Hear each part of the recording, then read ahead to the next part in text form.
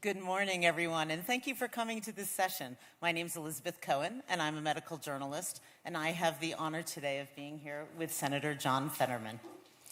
And we're going to be talking about mental health and the incredible advocacy work that he's been doing. So, Senator, can I recap the last 2 years in about one sentence? Would that be okay? Yeah, it's just rough, and then that caps it up. Okay. Rough is a great adjective. I'll give a few facts here.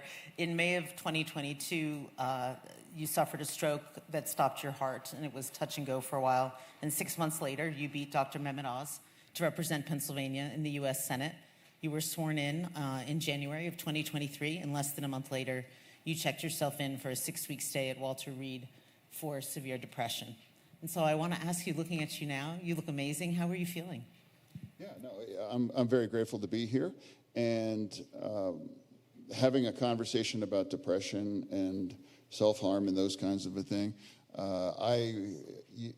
Back when all this was going on, I assumed that this would be the end of a career, or it was going to turn into an untenable situation.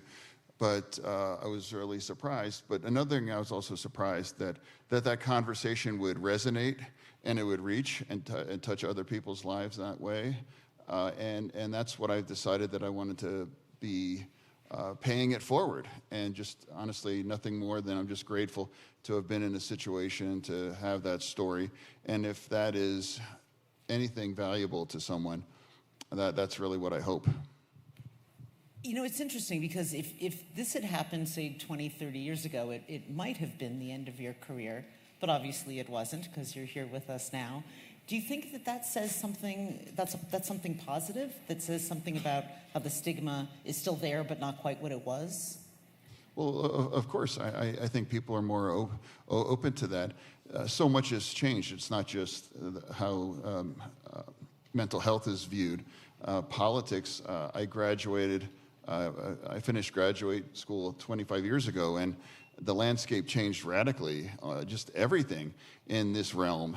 And now that kinds of conversation now is part of a profound kinds of transformation of the political place that our nation finds ourselves.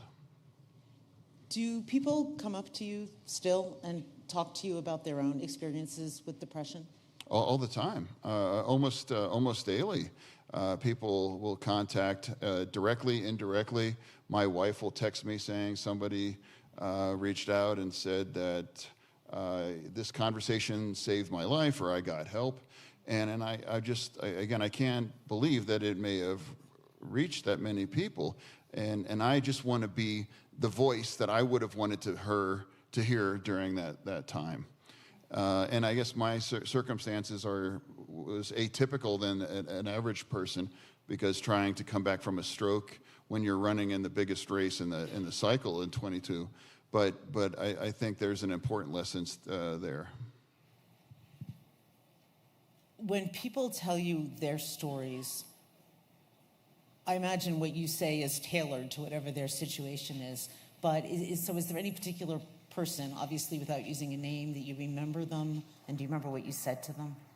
Yeah, no, I even have one-on-one kinds of conversations with people, where whether they're constituents in Pennsylvania or anywhere, and I'm always happy to just be like, hey, look, you're going to be okay, and I must, you must feel scared, or you must feel like desperate, and I was there. I'm with there right now, and just being able to address the kind of circumstances that, to not experience it yourself, I think it might be more helpful to having lived that experience, to be able to give that kind of experience, when some people think that it's like, well, if you're in the Senate, or you've kind of led a charmed existence, or you don't have those kinds of issues. And one of the core paradoxes about that was, after I won, that's when that kind of accelerated, and it got even worse, actually.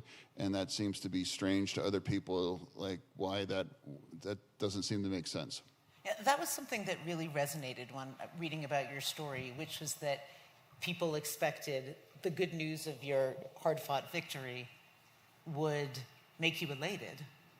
and that was not the case. Do you think that's a common misperception, that events in depression have a relationship that they don't necessarily have? Yeah, no, it's just after I won, I think it was also more helpful to kind of to keep a lot of those feelings at bay. It's like, let's just make it through the election at that point. But then after you win, and I did things that weren't necessarily helpful as that, and I did like a post-mortem and I read some of the things on articles or social media that I kept away from during that whole thing. And I kind of was taken aback, like wow, like some of this kinds of a thing, and random cruelty from people.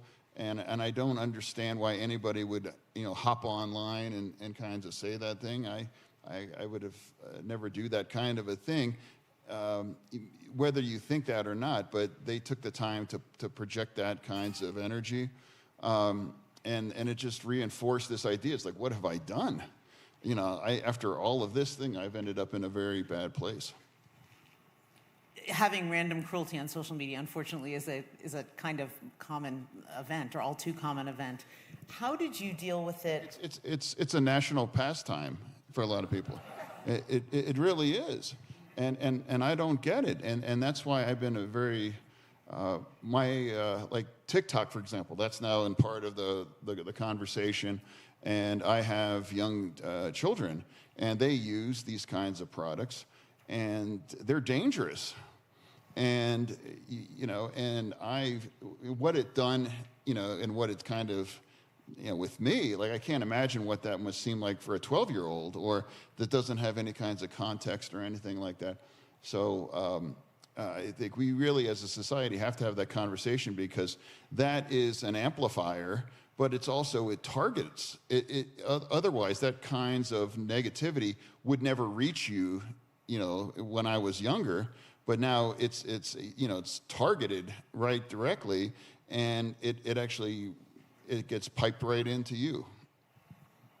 Your three children are 10, 12, and 15, and I have children sort of around that age. And parents these days, you have to make a decision what you're going to tell your children about social media and how to deal with it. So given your experience, what do you tell your children? I did, and I kind of, maybe this was the wrong decision, I don't know, but I didn't want it to be the forbidden fruit, so I let them use it. And I've bought a lot of drunk elephant stuff at Sephora, more than if it wasn't for, if they spent time on TikTok. And then when TikTok kind of thing blew up, my daughter texted me and saying she was stressed out. She's like, people in my class think that Dad is trying to shut down TikTok, and she was going to get beat up. And I'm like, no, we're not trying to block it, but we're just trying to have it and make it more safe, et cetera, et cetera. And I had a conversation with the CEO saying, I could have banned this in my home, and I didn't. But I want it to be safer for children, my children, as a parent. And I would want that for any parent in this nation, and that's why I'm doing that as a senator. You're reminding me of a time when anti-vaxxers were attacking me on social media, and I didn't really care, but my daughters read it independently and were very upset. Have your children seen any of the random acts of unkindness against you, and has it rattled them? Yeah, no, that's the thing. And there's a reality that there are people that will attack children, or that people aren't really, they didn't sign up for that. And it wasn't what was being said. It's more like, it created the depression, like, why have I done this? Like, I've put my family in this situation, I put myself in this kind of a situation, and it's just like, after all of this, I've made things worse instead of this. So, and that's what really allowed the depression to take root. How did you unroot it? Sorry, what? How did you unroot the depression? You said something, talking about what was on social media, it took root and causing helping to cause the depression. Just the things, and it's like this idea, like, is things ever going to get better? Like, is the environment ever going to much better? And I've seen videos and other things, and that would get millions and millions of views. And it's just like, is that going to get much better? Am I going to be able to be effective in all those things?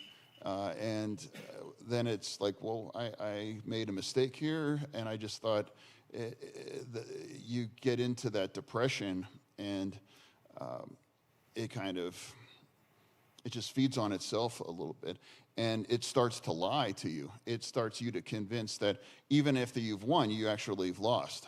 And it really, that's the way I can describe it, that it lies to you, and it creates this urgent for me, kind of a burn in your mind, and you just want to avoid this, and you want to get away from it, and you try to focus on anything else, and it gets more and more difficult to do that. Is it possible for you to just not look at social media? Oh, yeah. I didn't spend much time in social media, but that was just kind of like, hey, let me check in and see that. And so I would recommend to anybody, don't turn into social media for affirmation or to make your day brighter or better or anything. That's not that place. I would recommend like something like Apple News. That's a little better. That's actual news instead of social media. But we really have to be very, very aware of what this is doing to our young people in this nation. And I'm Gen X. I'm 54. I actually bought records and cassettes and the telephone. That was the only thing. But now things are so radically different that everything that can harm you or distract you or poison you can come right in front of you, right there. And I don't think we have made the appropriate kinds of changes to make sure that it's more safer and more supportive for our young people. Surgeon General Murthy just proposed basically a warning label, and you've right. I signed off. I think that's a great idea, whatever that looks like or anything. But a lot of people get, like with smoking or other kinds of things, usually they kind of start that relationship when they're 13, 14, 15. That's part of the model that the cigarette companies had. So the same thing's true about social media on that. And if you're not willing to make it safer and to make it a more fair kind of an environment, then Congress has the force to do that.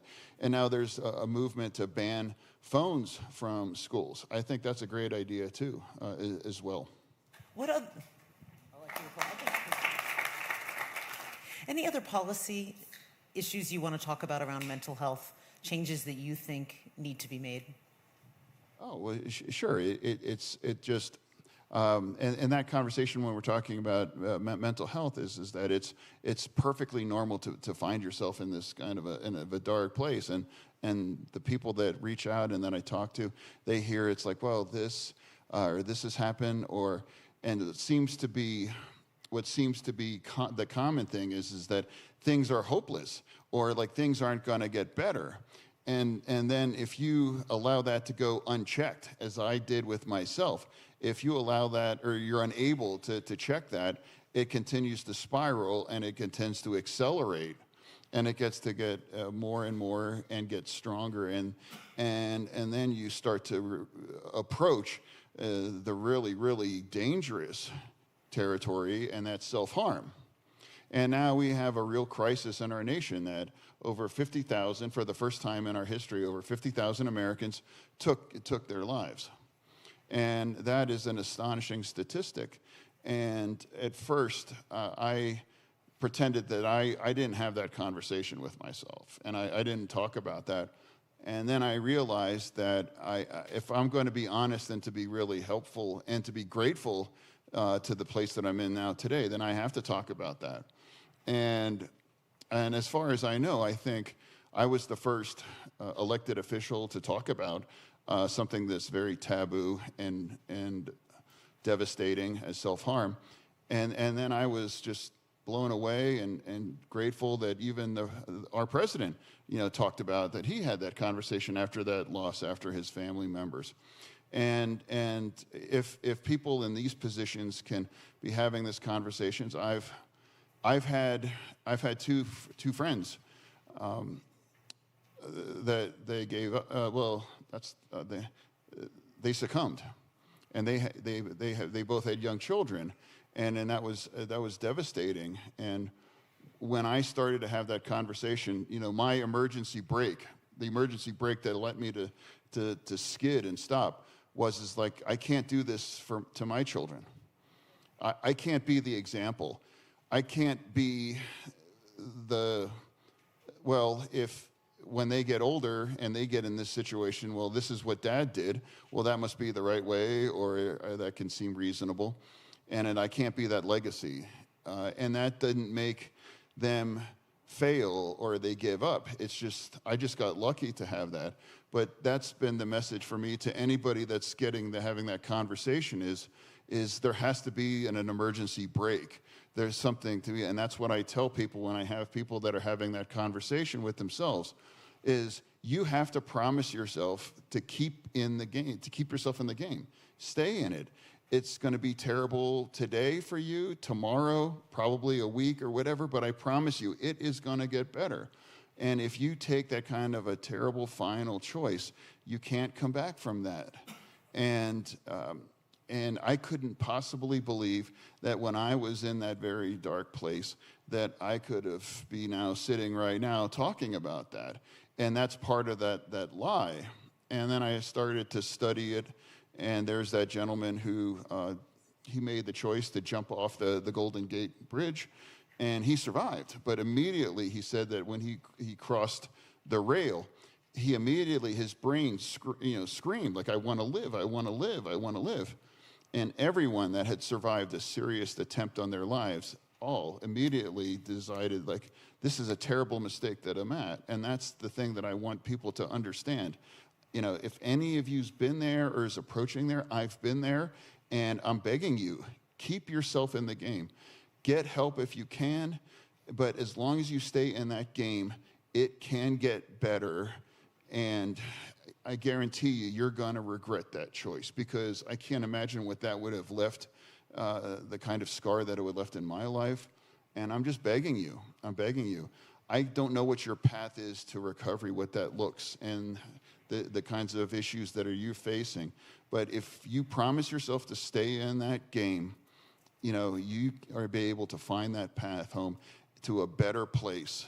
And to be an example that other people can respond in a way and learn and move on from.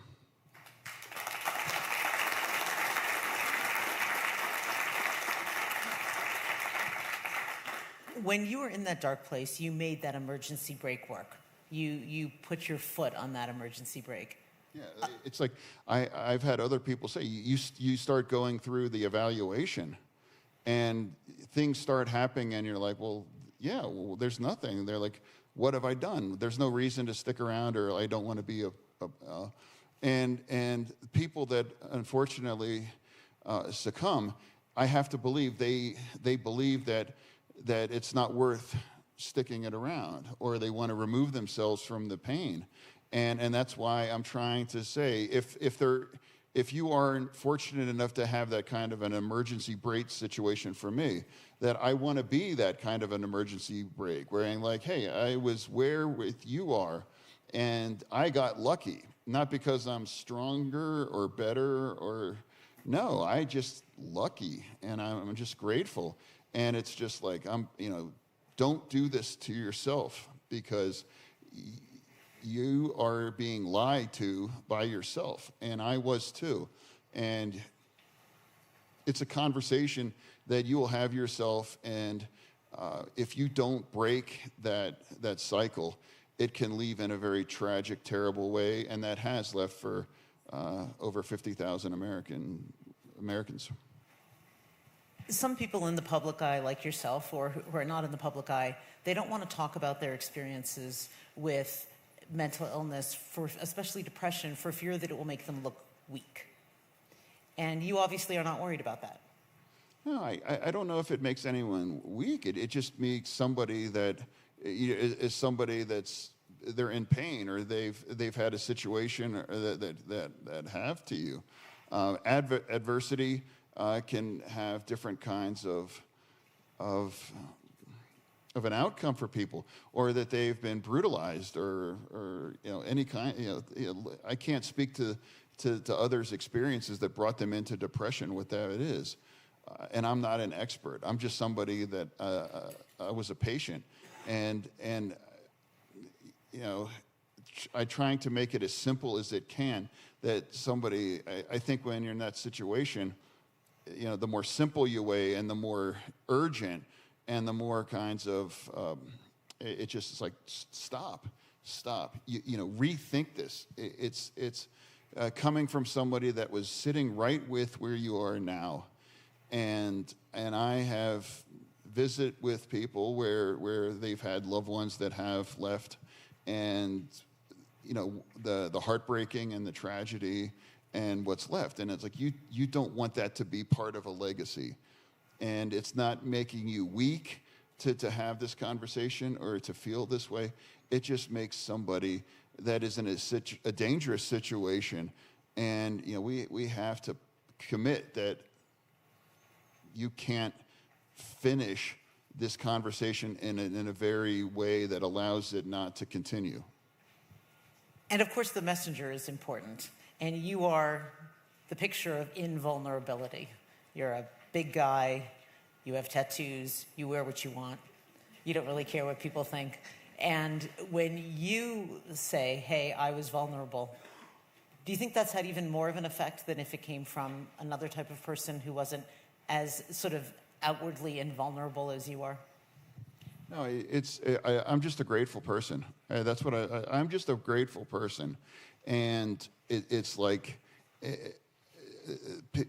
and I want everybody to know that if a loved person in your life made that terrible choice, it's not a judgment. It's not a failure. It's just it's a sad outcome that's not necessary, that has to happen, and it's preventable. And that's what I'm just begging people. It's just like it's so simple. Stay in the game. I know what it feels like, the burn and the desire to make your situation in some weird way better, but it's lying. It's a lie. And don't ever make a choice that you can't undo that. And that's not a legacy that you want for the people in your life, especially your children.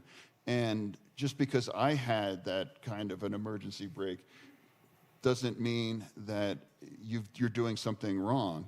I just want to be that voice in anyone's situation to break that chain reaction. How has your openness about depression changed your relationship with your colleagues on Capitol Hill? Very gracious, and we've established a bipartisan mental health caucus, and it's a red county America problem. It's a blue county problem. We all, if it's not you that's suffered from this, it's somebody that you know, somebody that you love, somebody that you work with, someone whose life is touching your life, and it's an important conversation that we have to have. And it's okay. It's not abnormal. It's not that there's something wrong with you. It's just a circumstance that needs to be addressed. And in rural America, it's even more difficult to get the kind of resources to make that better as well.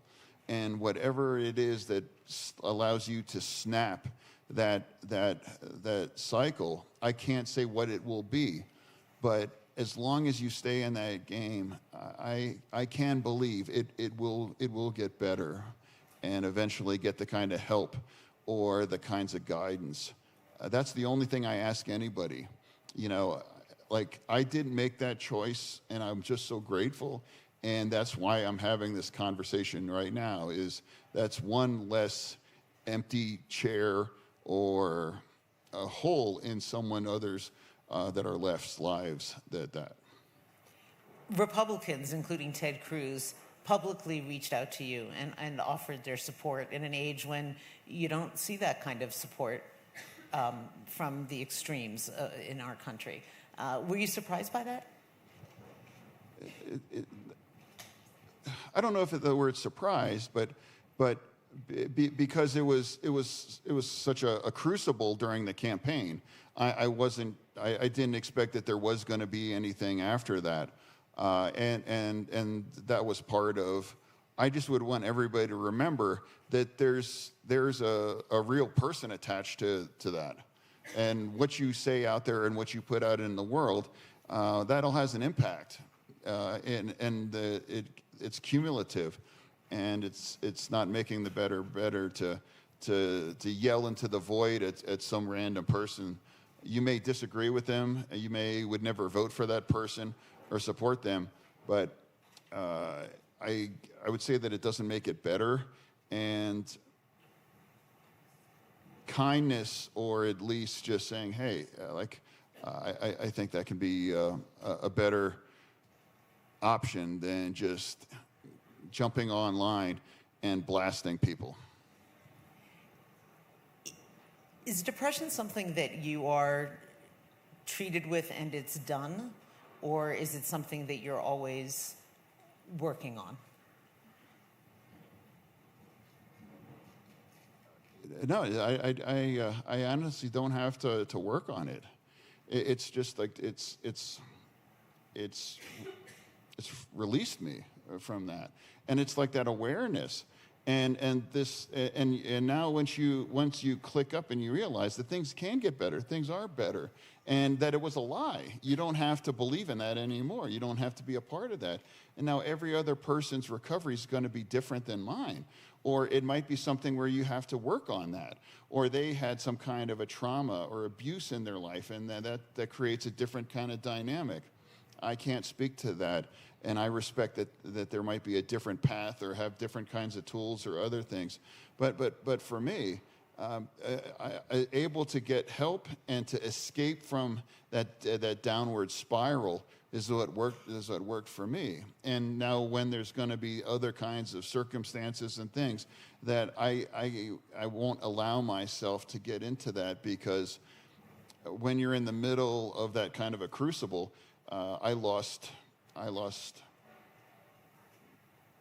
touch on reality or on the bigger picture. And that's part of that lie. It's the lie of depression and what that tells to you, that you've lost, and it's not going to get better. Did you believe your doctors when you got to Walter Reed and they said, we can treat this, you're going to recover? Did you believe them at the time?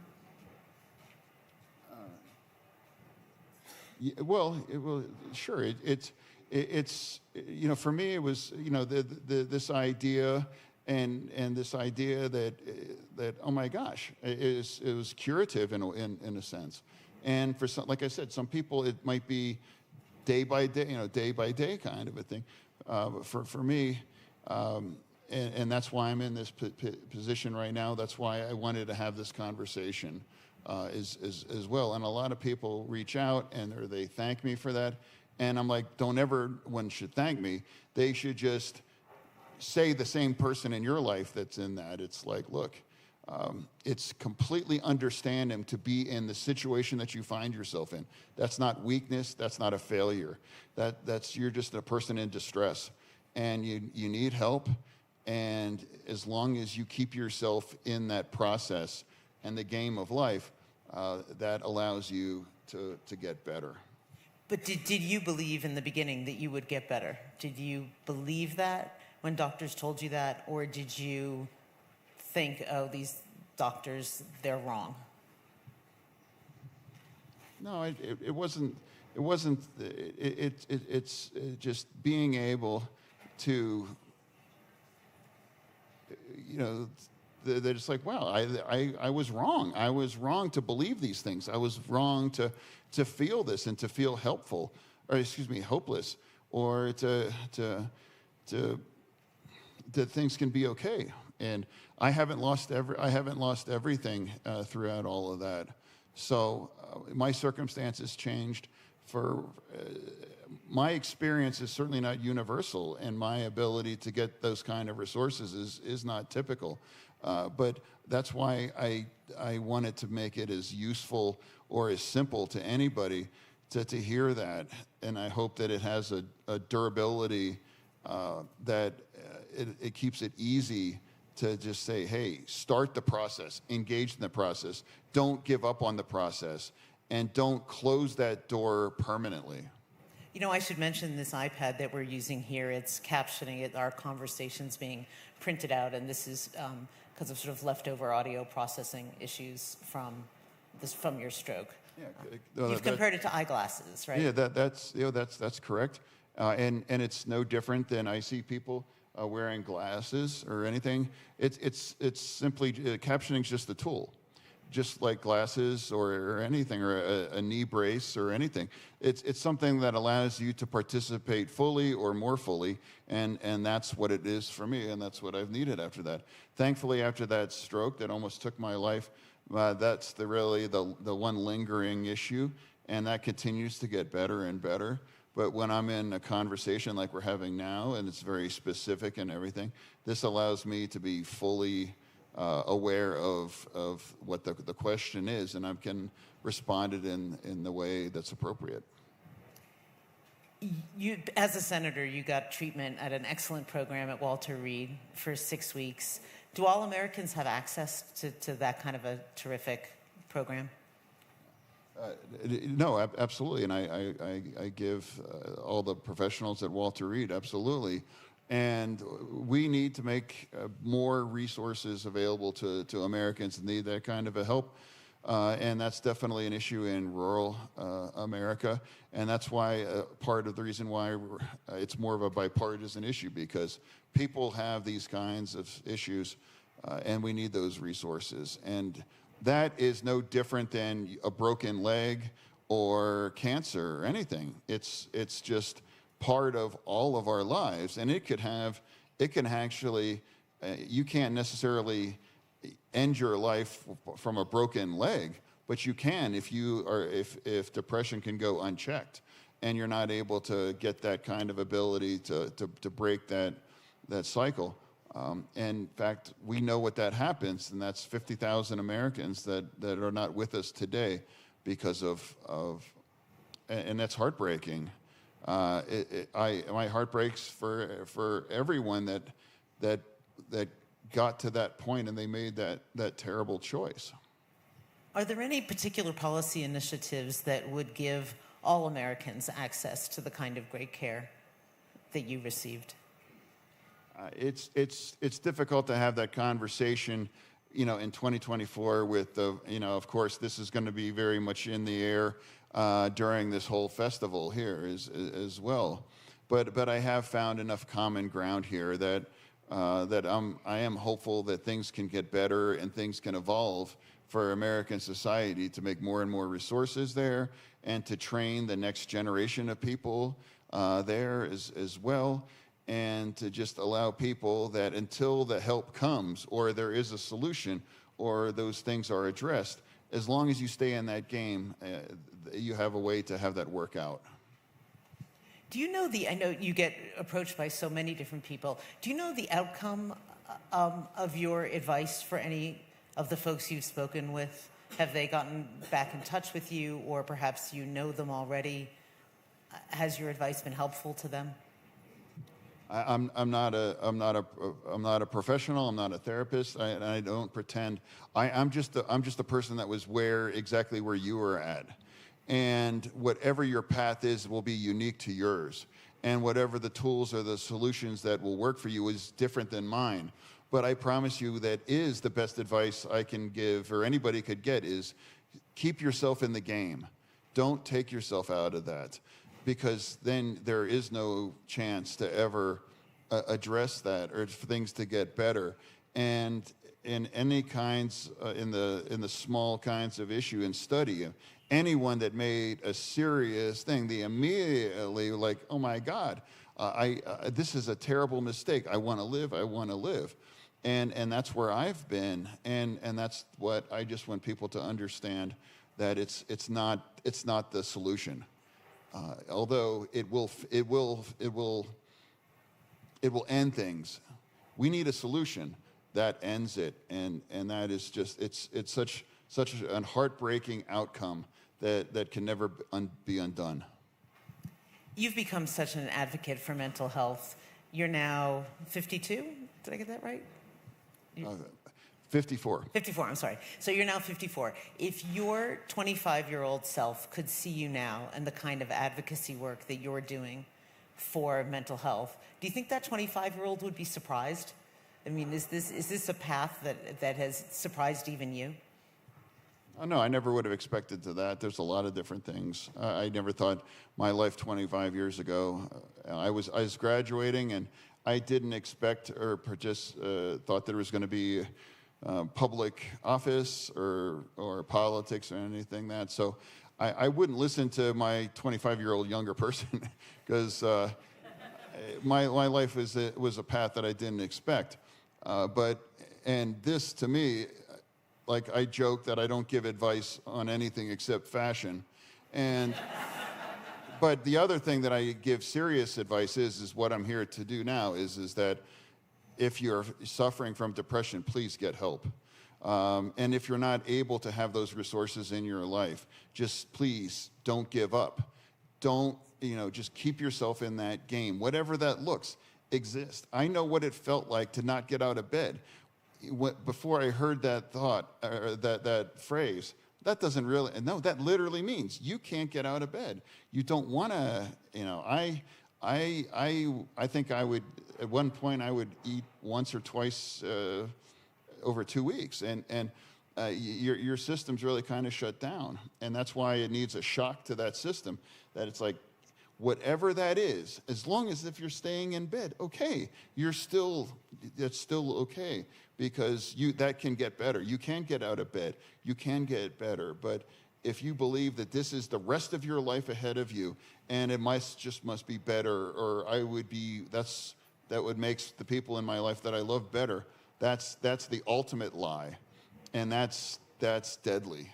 And now it's alarming to me when 50,000 Americans lost their struggle, and that is so preventable in this nation.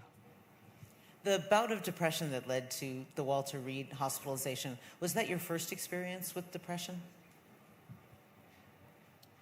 Yeah, it was much different. I mean, when you have struggles in your life or whatever, and it's like, well, this isn't great, but it was a much different kind of animal than I ever experienced in my life or everything. And there was a convergence of a lot of things. I had the stroke, I had to relearn how to speak, and it was just like a blowtorch of $100 million of paid media to destroy your reputation or everything. And social media, everything. I hate it's such an overused kind of metaphor, but it really was a perfect kind of storm that brought that in there. So, and other people, it might be chemical, or it may be because of trauma or abuse or things that I wasn't a part of that. I don't speak to that experience. I just speak to being in that same place that you might be right now. I'm just saying, keep yourself in that game. I know that sounds simple, but that's the beauty of it is that's so simple because that's all you have to cling to. That's all you need to do. That can be the one ticket that can keep you back in a way of getting better. And your wife, Giselle, what role did she play in recognizing the depression and helping you get treatment and to this day? Oh, yeah, she's been an amazing partner through all of that. And of course, it was difficult for her, and it hurt my children without a doubt.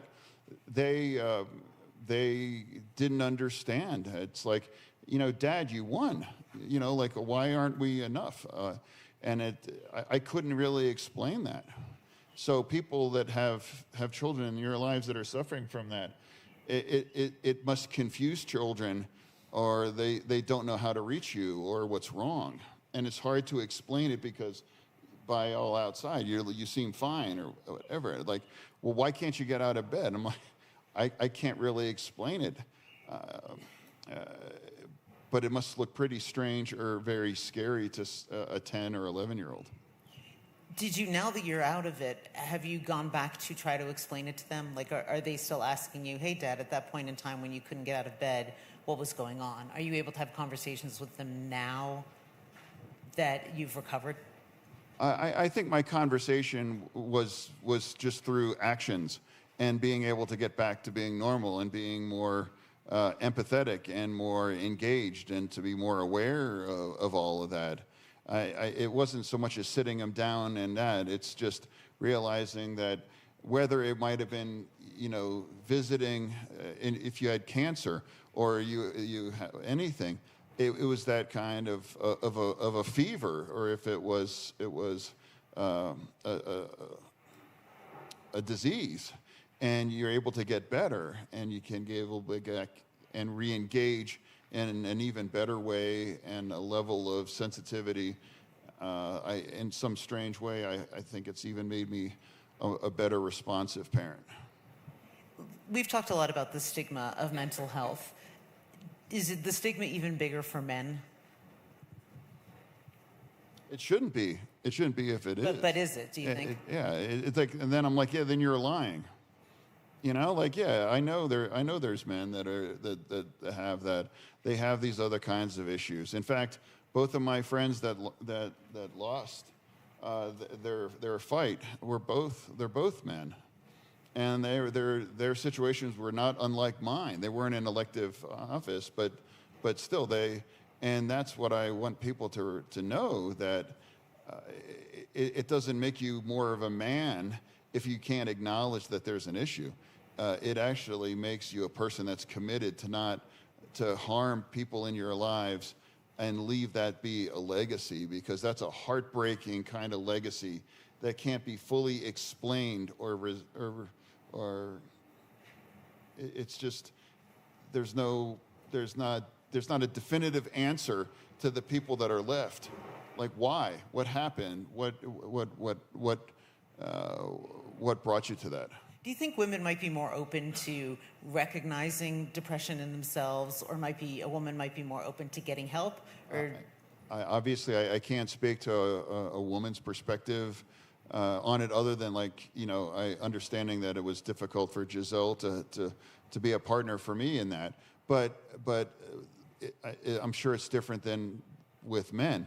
But if you all end up in the same destination, whatever the road it is, if you end up in the same destination, it's a place that you cannot spend in, because if you do, you're never going to leave it. So it's been said, as we wrap up here, it's been said that you've become a real role model for all people, men and women, who are suffering from depression and need to take that next step. So how do you feel about being a role model?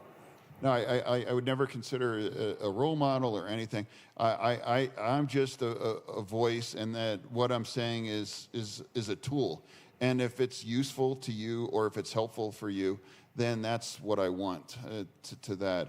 And that comes from a place of gratitude, because feeling that kind of desperation and that kind of blackness, or that this not going to get better, I wouldn't want that for anybody.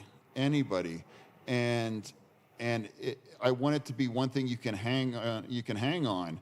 And it's like, as long as you do that one rule, stay in the game, it can and will get better. And all the other lies that you tell yourself in that depression, that's the one truth. That is the one truth you can cling to, that, and that can be the way out. Senator, thank you so much.